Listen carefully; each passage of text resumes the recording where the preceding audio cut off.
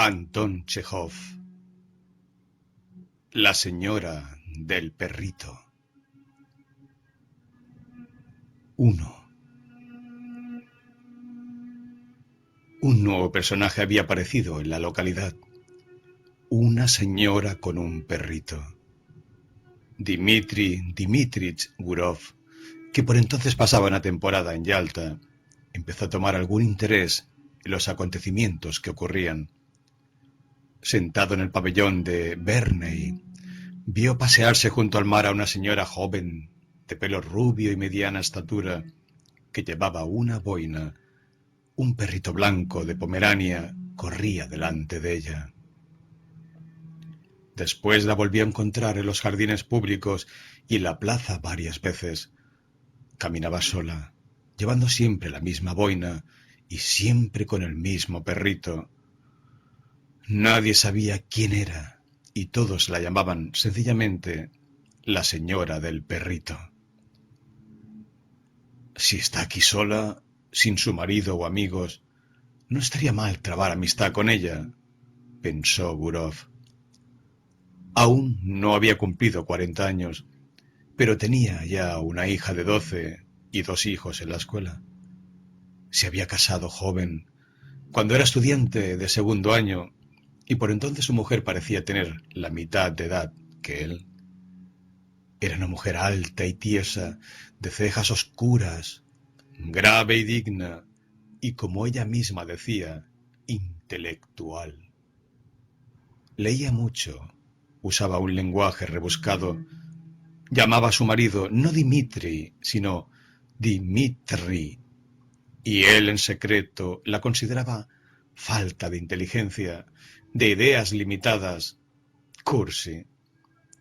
Estaba avergonzado de ella y no le gustaba quedarse en su casa. Empezó por serle infiel hacía mucho tiempo. Le fue infiel bastante a menudo y, probablemente por esta razón, casi siempre hablaba mal de las mujeres. Y cuando se tocaba este asunto en su presencia, acostumbraba llamarlas la raza inferior. Parecía estar tan escarmentado por la amarga experiencia que le era lícito llamarlas como quisiera, y sin embargo no podía pasarse 2 días seguidos sin la raza inferior. En la sociedad de hombres estaba aburrido y no parecía el mismo. Con ellos se mostraba frío y poco comunicativo, pero en compañía de mujeres se sentía libre, sabiendo de qué hablarles y cómo comportarse. Se encontraba a sus anchas entre ellas, aunque estuviese callado. En su aspecto exterior, su carácter y toda su naturaleza, había algo de atractivo que seducía a las mujeres, predisponiéndolas en su favor. Él sabía esto, y diríase también que alguna fuerza desconocida lo llevaba hacia ellas. La experiencia, a menudo repetida, la cruda y amarga experiencia le había enseñado hacía tiempo que con gente decente, especialmente gente de Moscú, siempre lentos e irresolutos para todo, la intimidad, que al principio diversifica agradablemente la vida y parece una ligera y encantadora aventura, llega a ser inevitablemente un intrincado problema, y con el tiempo la situación se hace insoportable. Pero a cada nuevo encuentro con una mujer interesante, esta experiencia se le olvidaba, sentía ansias de vivir y todo lo encontraba sencillo y divertido. Una noche que estaba comiendo en los jardines, la señora de la boina llegó lentamente y se sentó a la mesa de al lado. La expresión de su rostro, su aire, el vestido y el peinado le indicaron que era una señora que estaba casada, que se encontraba en Yalta por primera vez y que estaba triste. Las historias inmorales que se murmuran en sitios como Yalta son la mayor parte mentira. Gurov las despreciaba, sabiendo que tales historias eran inventos, en su mayor parte, de personas que hubieran pecado tranquilamente de haber tenido ocasión, pero cuando la señora del perro se sentó a la mesa de al lado, a 3 pasos de él, recordó esas historias de conquistas fáciles, de excursiones a las montañas, y el tentador pensamiento de una dulce y ligera aventura amorosa, una novela con una mujer desconocida, cuyo nombre le fuese desconocido también, se apoderó súbitamente de su ánimo. Llamó cariñosamente al pomeranio y cuando el perro se acercó a él lo acarició con la mano. El pomeranio gruñó. Gurov volvió a pasarle la mano. La señora miró hacia él, bajando enseguida los ojos. «No muerde», dijo, y se sonrojó. «¿Le puedo dar un hueso?», preguntó Gurov, y como ella asintiera con la cabeza, volvió a decir cortésmente: «¿Hace mucho tiempo que está usted en Yalta?». «5 días». «Yo llevo ya 15 aquí». Un corto silencio siguió a estas palabras. «El tiempo pasa deprisa y sin embargo es tan triste esto», dijo ella sin mirarlo. «Es que se ha puesto de moda decir que esto es triste. Cualquier provinciano viviría en Beljob o en Lidra sin estar triste, y cuando llega aquí exclama enseguida: ¡qué tristeza! ¡Qué polvo! Cualquiera diría que viene de Granada».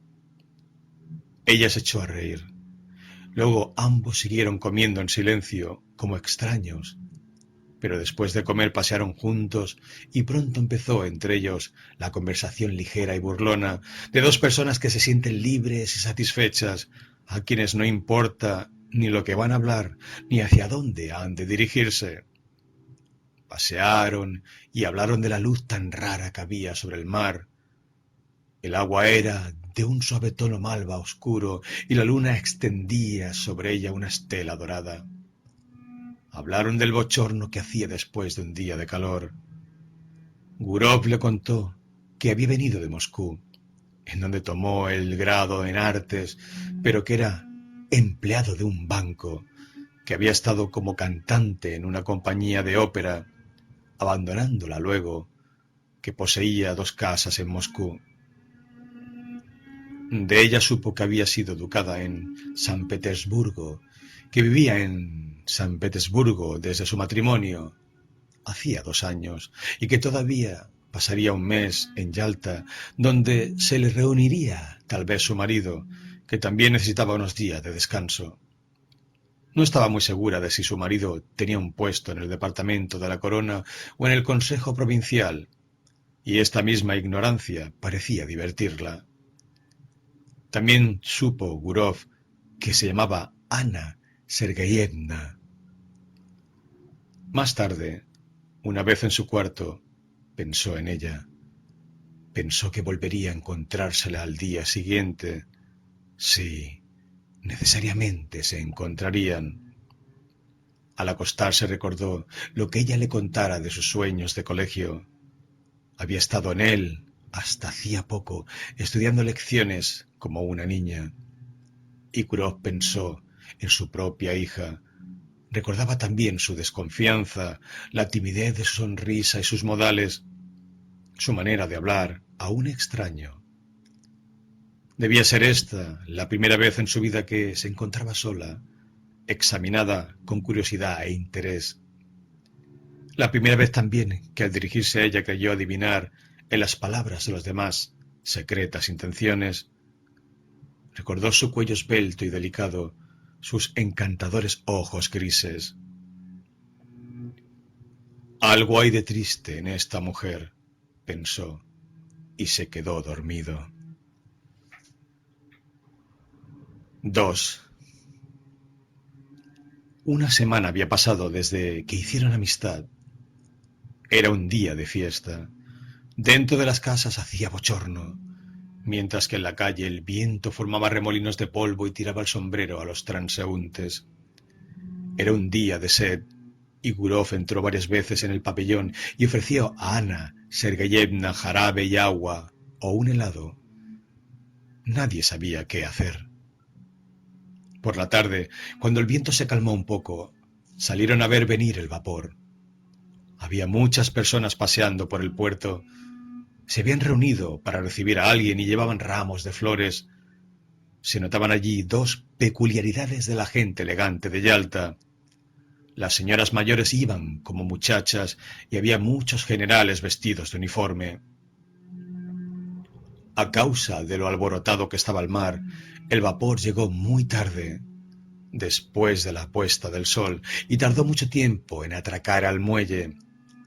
Ana Sergeyevna miró a través de sus impertinentes al vapor y a los pasajeros como esperando encontrar algún conocido, y al volverse hacia Gurov sus ojos brillaban. Habló mucho y preguntaba cosas desacordes, olvidando al poco rato lo que había preguntado. Al hacer un movimiento con la mano dejó caer los impertinentes al suelo. La gente empezaba a dispersarse. Estaba demasiado oscuro para ver las caras de los que pasaban. El viento se había calmado por completo, pero Gurov y Ana Sergeyevna permanecían allí quietos, como si esperasen ver salir a alguien más del vapor. Ella olía en silencio las flores sin mirar a Gurov. «El tiempo está mejor esta tarde», dijo él. «¿Dónde vamos ahora?» Ella no contestó. Entonces Gurov la miró intensamente, rodeó su cuerpo con el brazo y la besó en los labios, mientras respiraba la frescura y fragancia de las flores. Luego miró a su alrededor ansiosamente, temiendo que alguien lo hubiese visto. «Vamos al hotel», dijo él dulcemente, y ambos caminaron deprisa. La habitación estaba cerrada y perfumada con la esencia que ella había comprado en el almacén japonés. Gurov miró hacia Ana Sergeyevna y pensó: cuán distintas personas encuentra uno en este mundo. Del pasado conservaba recuerdos de mujeres ligeras, de buen fondo algunas, que lo amaban alegremente, agradeciéndole la felicidad que él podía darles, por muy breve que fuese. De mujeres como la suya, que amaban con frases superfluas, afectadas, histéricas, con una expresión que hacía sospechar que no era amor ni pasión, sino algo más significativo, y de dos o tres más, hermosas, frías, en cuyos rostros sorprendió más de una vez destellos de rapacidad, el deseo obstinado de sacar de la vida aún más de lo que ésta podía darles. Eran mujeres irreflexivas, dominantes, faltas de inteligencia y de edad ya madura. Cuando Gurov empezaba a mostrarse frío con ellas, esta misma hermosura excitaba su odio, figurándosele que los encajes con que adornaban su ropa eran para él escalas. Pero en el caso actual solo había la timidez de la juventud inexperta, un sentimiento parecido al miedo, y todo esto daba a la escena un aspecto de consternación, como si alguien hubiera llamado de repente a la puerta. La actitud de Ana Sergeyevna, la señora del perrito, en todo lo sucedido tenía algo de peculiar, de muy grave, como si hubiera sido su caída. Así parecía, y resultaba extraño, inapropiado. Su rostro languideció y lentamente se le soltó el pelo. En esta actitud de abatimiento y meditación se asemejaba a un grabado antiguo: la mujer pecadora. «Hice mal», dijo. «Ahora usted será el primero en despreciarme». Sobre la mesa había una sandía. Gurov cortó una tajada y empezó a comérsela sin prisa. Durante cerca de media hora ambos guardaron silencio. Ana Sergeyevna estaba conmovedora. Había en ella la pureza de la mujer sencilla y buena que ha visto poco de la vida.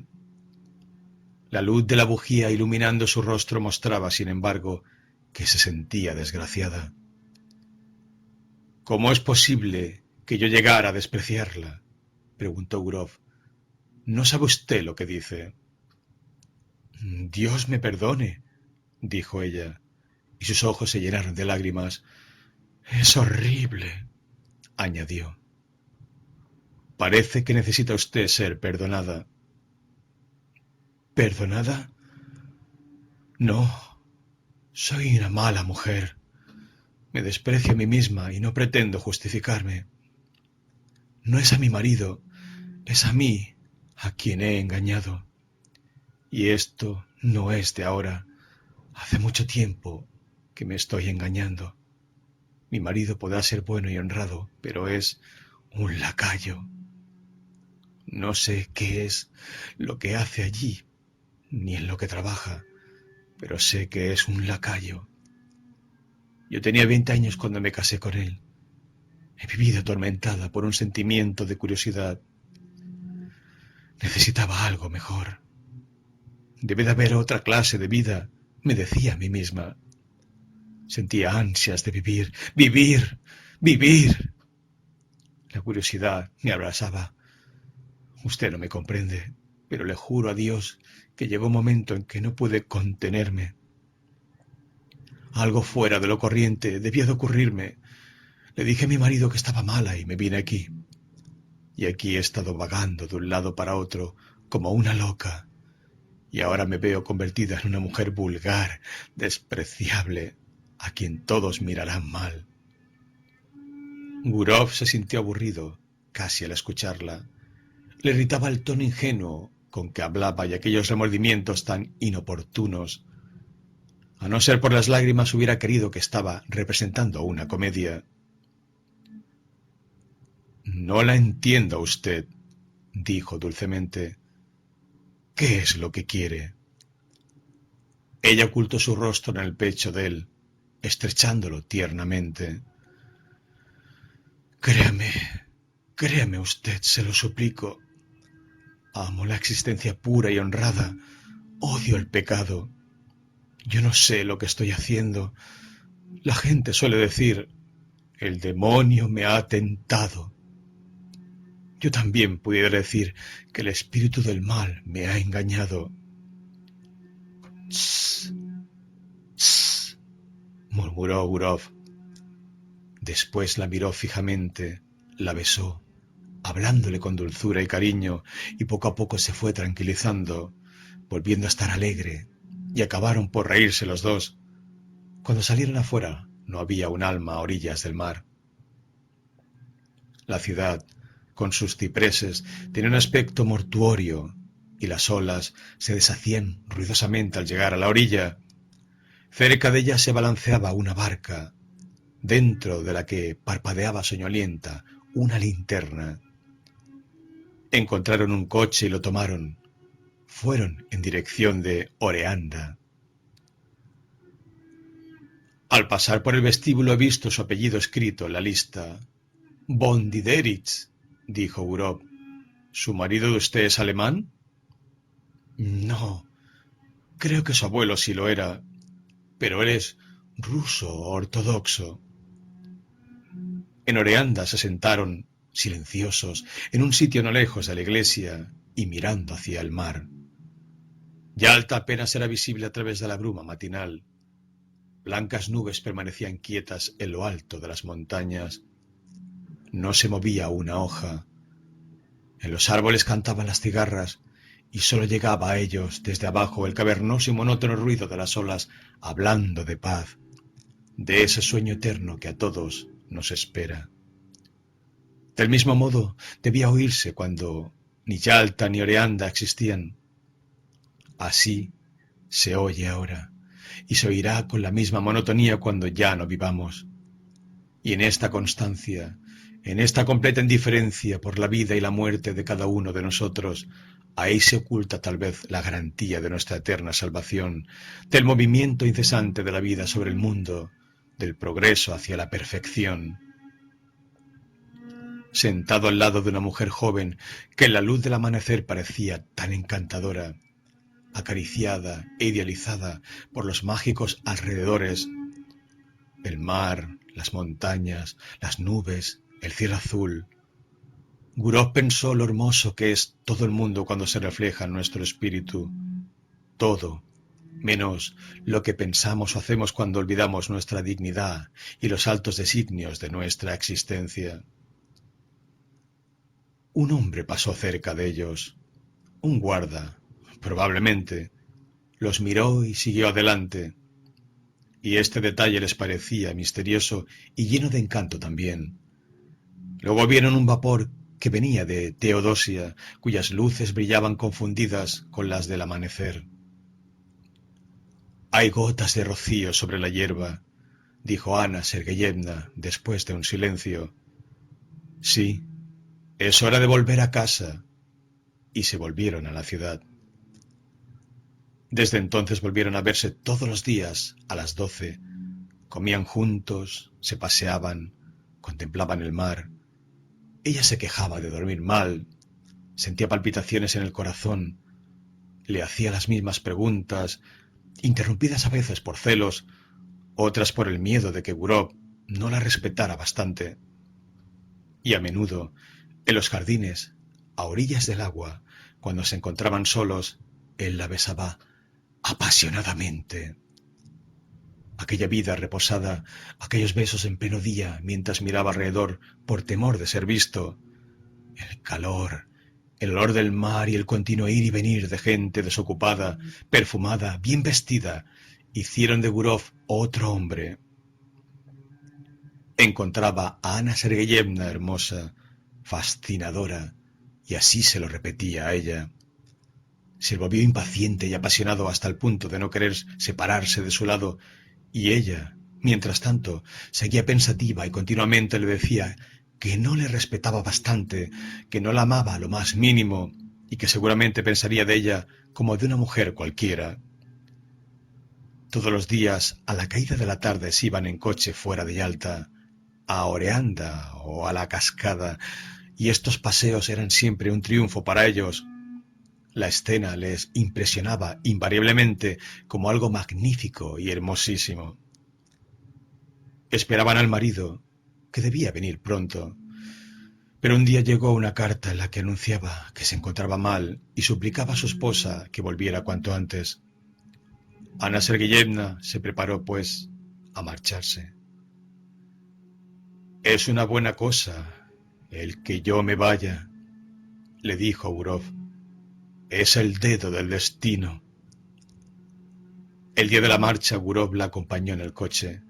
Cuando llegaron al tren y sonó la segunda campanada, Ana Sergeyevna le dijo: «Déjame mirarte una vez más. Otra vez, así, ya está». No lloraba, pero en su rostro se reflejaba tal tristeza que parecía enferma. Los labios le temblaban. «Me acordaré de ti siempre, pensaré siempre en ti», dijo. «Que Dios te proteja. Sé feliz. No pienses nunca mal de mí. Nos separamos para no volvernos a ver más. Así debe ser, porque nunca debimos habernos encontrado. Que Dios sea contigo. Adiós». El tren partió rápido. Sus luces desaparecieron pronto de la vista, y un minuto más tarde no se oía ni el ruido, como si todo hubiera conspirado para hacer terminar lo antes posible aquel dulce delirio, aquella locura. Solo, en el andén, mirando hacia donde el tren desapareció, Gurov escuchó el chirrido de las cigarras, el zumbido de los hilos del telégrafo, y le pareció que acababa de despertarse. Y meditó sobre este episodio de su vida que también tocaba su fin, y del que sólo el recuerdo quedaba. Se sintió conmovido, triste y con remordimientos. Aquella mujer, que nunca más volvería a encontrar, no fue feliz con él, porque, aunque la trató con afecto y cariño, hubo siempre en sus maneras, en sus caricias, una ligera sombra de ironía, la grosera condescendencia de un hombre feliz que, además, le doblaba la edad. Ana Sergeyevna lo llamó siempre bueno, distinto de los demás, sublime a veces. Constantemente se había mostrado a ella como no era en realidad, sin intención la había engañado. Un vago perfume de otoño se dejaba ya sentir en la atmósfera. Hacía una tarde fría y triste. Es hora de que me marche al norte, pensó Gurov al dejar el andén. Sí, ya es hora. 3. En su casa de Moscú lo encontró todo en plan de invierno. Las estufas estaban encendidas y por las mañanas aún era oscuro cuando sus hijos tomaban el desayuno para irse al colegio. Tanto que la niñera tenía que encender la luz un rato. Habían empezado las heladas. Cuando cae la primera nieve y aparecen los primeros trineos, es agradable ver la tierra blanca, los blancos tejados, exhalar el tibio aliento, y la estación trae a la memoria los años juveniles. Las viejas limas y abedules, cubiertos de escarcha, tienen una expresión simpática y están más cerca de nuestro corazón que los cipreses y las palmas. Junto a ellos se olvidan el mar y las montañas. Gurov había nacido en Moscú. Llegó a él en un bello día de nieve, y al ponerse su abrigo de pieles y sus guantes, al pasearse por Petrovka, al oír el domingo por la tarde el sonido de las campanas, olvidó el encanto de su reciente aventura y del sitio que dejara. Poco a poco se absorbió en la vida de Moscú. Leía con avidez los periódicos y declaraba que los leía sin fundamento. Enseguida sintió un deseo irresistible de ir a los restaurantes, a los clubes, a las comidas, aniversarios y fiestas. Se sintió orgulloso de hablar y discutir con célebres abogados, con artistas, de jugar a las cartas con algún profesor en el club de doctores. Ya podía hasta comer un plato de pescado salado o una col. Al cabo de un mes le pareció que la imagen de Ana Sergeyevna había de cubrirse de una bruma en su memoria y visitarlo en sueños de cuando en cuando, con una sonrisa, como hacían otras. Pero pasó más de un mes. Llegó el verdadero invierno y recordaba todo aquello tan claramente como si se hubiera separado de Ana Sergeyevna el día antes. Estos recuerdos, lejos de morir, se avivaron con el tiempo. En la tranquilidad de la tarde, al oír las palabras de los niños estudiando en alta voz, el sonido del piano en un restaurante o el ruido de tormenta que llegaba por la chimenea, volvía de repente todo a su memoria, lo ocurrido en el muelle la mañana de niebla junto a las montañas, el vapor que volvía de Teodosia y los besos. Gurov se levantaba entonces y paseaba por su habitación recordando y sonriendo. Luego sus recuerdos se convertían en ilusiones y en su fantasía el pasado se mezclaba con el porvenir. Ana Sergeyevna no lo visitaba ya en sueños, lo seguía por todas partes como una sombra, como un fantasma. Al cerrar los ojos la veía como si estuviese viva delante de él, y Gurov la encontraba más encantadora, más joven, más tierna de lo que en realidad era, imaginándosela aún más hermosa de lo que ya estaba en Yalta. Por la tarde, Ana Sergeyevna lo miraba desde el estante de los libros, desde el hogar de la chimenea, desde cualquier rincón oía su respiración y el roce acariciador de sus faldas. En la calle miraba a todas las mujeres buscando alguna que se pareciese a ella. Un deseo intenso de comunicar a alguien sus ideas lo atormentaba. Pero en su casa era imposible hablar de su amor, y fuera de ella tampoco tenía a nadie. Ni a sus compañeros de oficina ni a ninguno en el banco podía contárselo. ¿De qué iba a hablar entonces? Pero, ¿es que había estado enamorado? Hubo algo de poético, de edificante, simplemente de interés en sus relaciones con Ana Sergeyevna. Y todo se le volvía a hablar vagamente de amor, de mujer, y nadie sospechaba nada. Solo su esposa fruncía el entrecejo y decía: «No te va el papel de conquistador, Dimitri».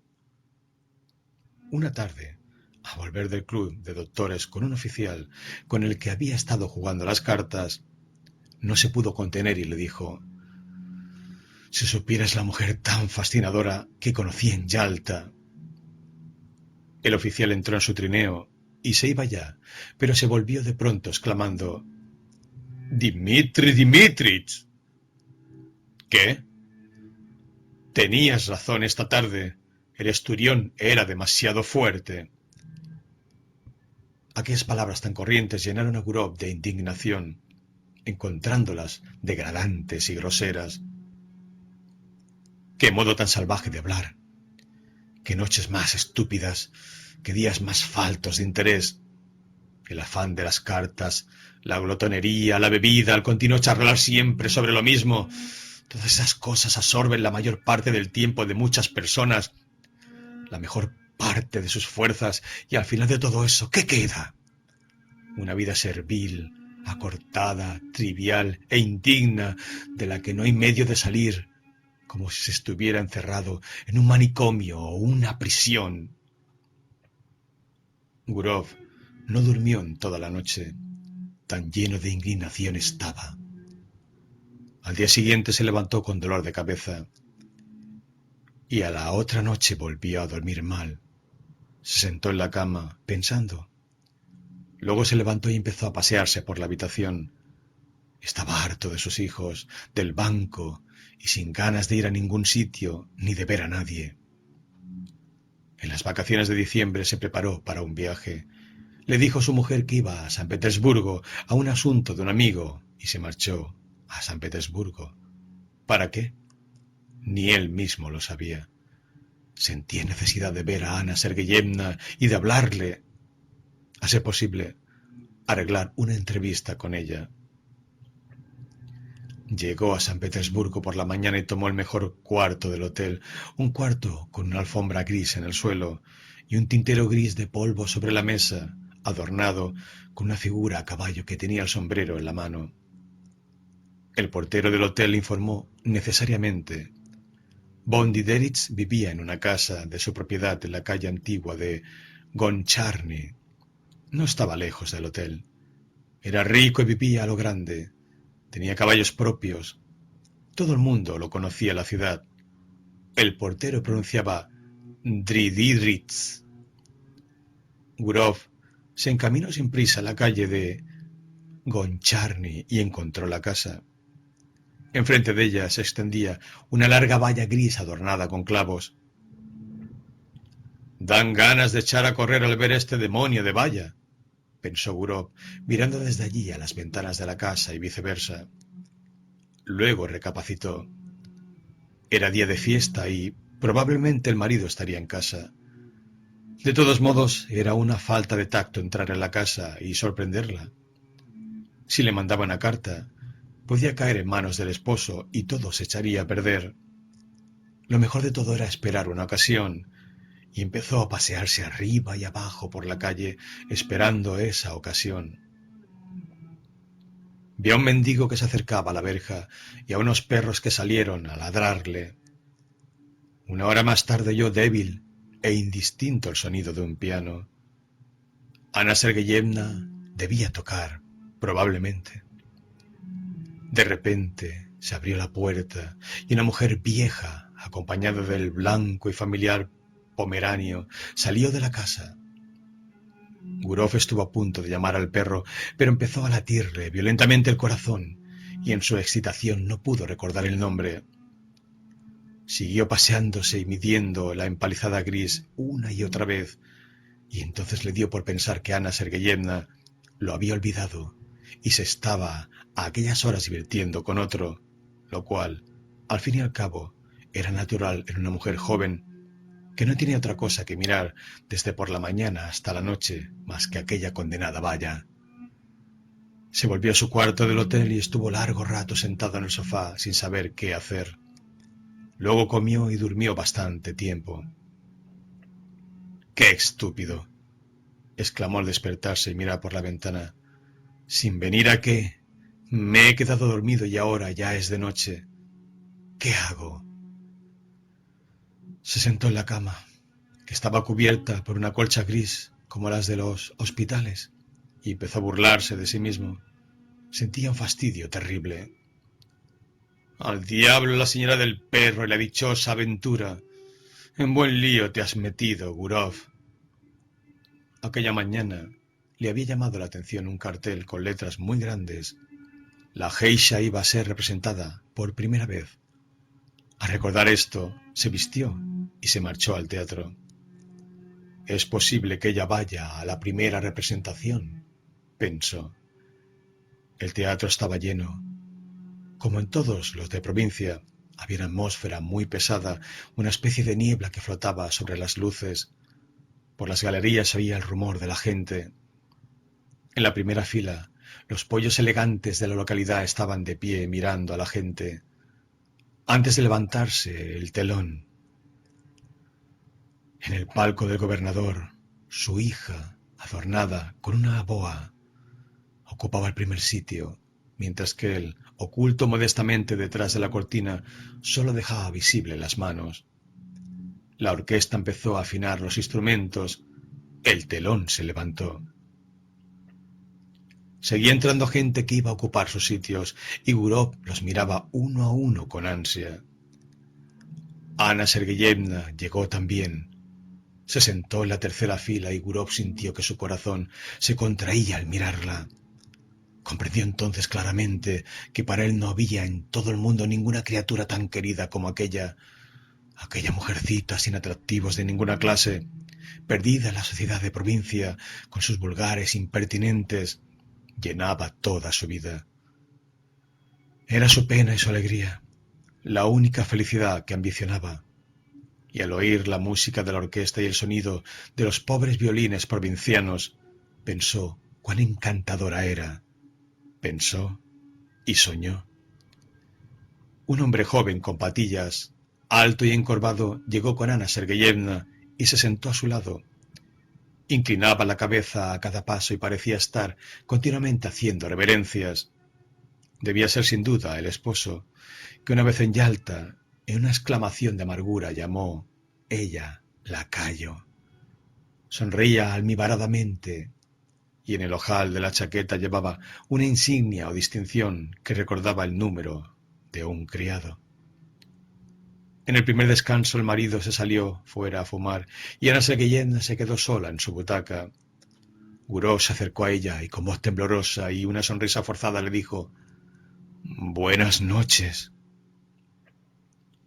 Al volver la cabeza y encontrarse con él, Ana Sergeyevna se puso intensamente pálida, lo miró otra vez, horrorizada casi, y estrujó el abanico y los impertinentes entre las manos como luchando para no desmayarse. Los dos guardaban silencio.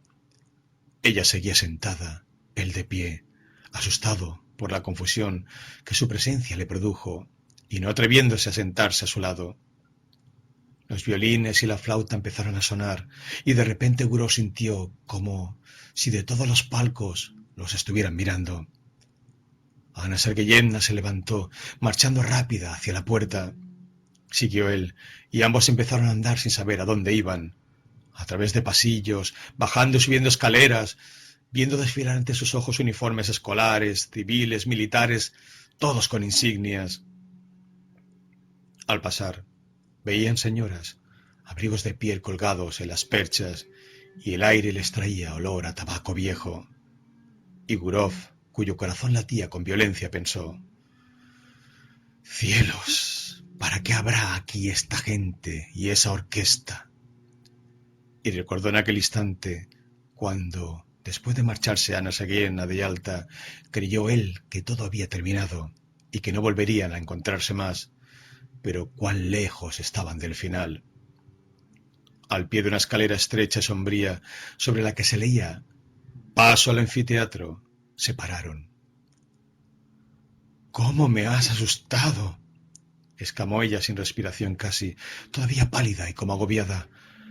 «Oh, cómo me has asustado. Estoy medio muerta. ¿Por qué has venido? ¿Por qué?». «Pero escúchame, Ana. Escúchame», repetía Gurov rápidamente y en voz baja. «Te suplico que me escuches». Ella lo miraba con temor mezclado de amor y de súplica. Lo miraba intensamente como si quisiera grabar sus facciones más profundamente en su memoria. Soy tan desgraciada, sigue diciendo sin escucharle. No he hecho más que pensar en ti todo el tiempo. No vivo más que para eso. Y sin embargo, necesitaba olvidar, olvidar. ¿Pero por qué? Ah, ¿por qué has venido? En el piso de arriba, dos colegiales fumaban mirando hacia abajo, pero a Gurov no le importaba nada. Atrayendo hacia sí a Ana Sergeyevna, empezó a besarle la cara, las mejillas y las manos. ¿Qué estás haciendo? ¿Qué estás haciendo? Gritaba ella con horror, apartándolo de sí. Estamos locos. Vete, vete ahora mismo. Te lo pido por lo que más quieras. Te lo suplico. ¡Que viene gente! Alguien subía por las escaleras. Es preciso que te vayas, sigue diciendo Ana Sergeyevna, y su voz parecía un susurro. Oyes, Dmitrich, iré a verte a Moscú. Nunca he sido feliz. Ahora lo soy menos todavía. Y nunca, nunca seré dichosa. No me hagas sufrir más. Te juro que iré a Moscú. Pero ahora, separémonos, mi amado Gurov. No hay más remedio. Estrechó su mano y empezó a bajar las escaleras muy deprisa, volviendo atrás la cabeza, y en sus ojos pudo ver, él, que realmente era desgraciada. Gurov esperó un poco más, escuchó hasta que dejó de oírse el rumor de sus pasos, y entonces fue a buscar su abrigo y se marchó del teatro. 4. Y Ana Sergeyevna empezó a ir a verlo a Moscú. Cada 2 o 3 meses abandonaba San Petersburgo diciendo a su esposo que iba a consultar a un doctor acerca de un mal interno que sentía. Y el marido le creía y no le creía. En Moscú paraba en el hotel del Bazar Eslavo y desde allí enviaba a Gurov un mensajero con una gorra encarnada. Gurov la visitaba y nadie en Moscú lo sabía. Una mañana de invierno se dirigía hacia el hotel a verla. El mensajero llegó la noche anterior. Iba con él su hija, a quien acompañaba al colegio. La nieve caía en grandes copos blancos. Hay 3 grados sobre cero y sin embargo nieva, dijo Gurov a su hija. Solo hay deshielo en la superficie de la Tierra. A mucha más altura de la atmósfera la temperatura es distinta completamente. ¿Y por qué no hay tormentas en invierno, papá? Y le explicó esto también. Hablaba pensando que iba a verla, a ella, que nadie lo sabía y que probablemente no se enterarían nunca. Tenía 2 vidas, una franca, abierta, vista y conocida de todo el que quisiera, llena de franqueza relativa y relativa falsedad, una vida igual a la que llevaban sus amigos y conocidos, y otra que se deslizaba en secreto, y a través de circunstancias extrañas, quizá accidentales, resultaba que cuanto había en él de verdadero valor, de sinceridad, todo lo que formaba el fondo de su corazón, estaba oculto a los ojos de los demás. En cambio, cuanto había en él de falso, el estuche en que solía esconderse para ocultar la verdad, como por ejemplo su trabajo en el banco, sus discusiones en el club, aquello de la raza inferior, su asistencia acompañado de su mujer a aniversarios y fiestas, todo eso lo hacía delante de todo el mundo. Desde entonces juzgó a los otros por sí mismo, no creyendo en lo que veía y pensando siempre que cada hombre vive su verdadera vida en secreto bajo el manto de la noche. La personalidad queda siempre ignorada, oculta, y tal vez por esta razón el hombre civilizado tiene siempre interés en que sea respetada. Después de dejar a su hija en el colegio, Gurov se dirigió al bazar eslavo. Se quitó abajo el abrigo de pieles, subió las escaleras y llamó a la puerta. Ana Sergeyevna, vestida con su traje gris favorito, exhausta por el viaje y la espera, lo guardaba desde la noche anterior. Estaba pálida, lo miró sin sonreír y apenas había entrado se arrojó en sus brazos. Fue su beso lento, prolongado, como si hiciera años que no se veían. —¿Y bien? ¿Qué tal lo vas pasando allí? —preguntó Gurov. —¿Qué noticias traes? —Espera, ahora te contaré. No puedo hablar. Y no podía. Estaba llorando. Se volvió de espaldas a él, llevándose el pañuelo a los ojos. La dejaremos llorar. Me sentaré y esperaré, pensó Dmitri, y se sentó en una butaca. Mientras tanto, llamó al timbre y pidió que le trajeran té. Ana Sergeyevna seguía de espaldas a él mirando por la ventana. Lloraba de emoción al darse cuenta de lo triste y dura que era la vida para ambos. Solo podían verse en secreto, ocultándose de todo el mundo como ladrones. Sus vidas estaban destrozadas. —Ven, cállate —dijo Gurov. Para él era evidente que aquel amor tardaría mucho en acabarse, que no podía encontrarle fin. Ana Sergeyevna cada vez lo quería más, lo adoraba, y no había que pensar en decirle que aquello se acabaría alguna vez. Por otra parte, no lo hubiera creído. Se levantó a consolarla con alguna palabra de cariño. Apoyó las manos en sus hombros y en aquel momento se vio en el espejo. Empezaba a blanquearle la cabeza y le pareció raro haber envejecido tan rápida y tontamente durante los últimos años. Aquellos hombros sobre los que reposaban sus manos eran jóvenes, llenos de vida y calor. Temblaban. Sintió compasión por aquella vida todavía tan joven, tan encantadora, pero probablemente no lejos de marchitarse como la suya. ¿Por qué lo amaba a ella tanto? Siempre había parecido a las mujeres distinto de cómo era en realidad. Amaban, no a él mismo, sino al hombre que se habían forjado en su imaginación, aquel a quien con ansia buscaran toda la vida. Y después, al notar su engaño, lo seguían amando lo mismo. Sin embargo, ninguna fue feliz con él. El tiempo pasó, hizo amistad con ellas, vivió con algunas, se separó luego, pero nunca había amado. Sería lo que quisiera, pero no era amor. Y he aquí que ahora, cuando su cabeza empezaba a blanquear, se había realmente enamorado por primera vez en su vida. Ana Sergeyevna y él se amaban como algo muy próximo y querido, como marido y mujer, como tiernos amigos. Habían nacido el uno para el otro y no comprendían por qué ella tenía un esposo y él una esposa. Eran como dos aves de paso obligadas a vivir en jaulas diferentes. Olvidaron el uno y el otro cuanto tenían por qué avergonzarse en el pasado. Olvidaron el presente y sintieron que aquel amor los había cambiado. Otras veces, en momentos de depresión moral, Gurov se había reconfortado a sí mismo con razonamientos de alguna clase, pero ahora no le preocupaban estas cosas. Sentía profunda compasión, necesidad de ser sincero y tierno. No llores, querida, le dijo. Ya has llorado bastante. Vamos.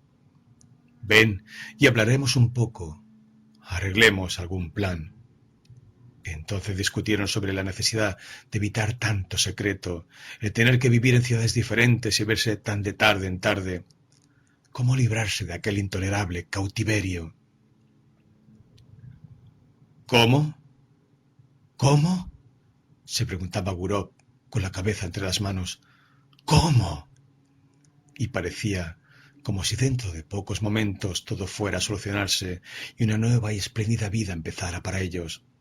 Y ambos veían claramente que aún les quedaba un camino largo, largo que recorrer, y que la parte más complicada y difícil no había hecho más que empezar.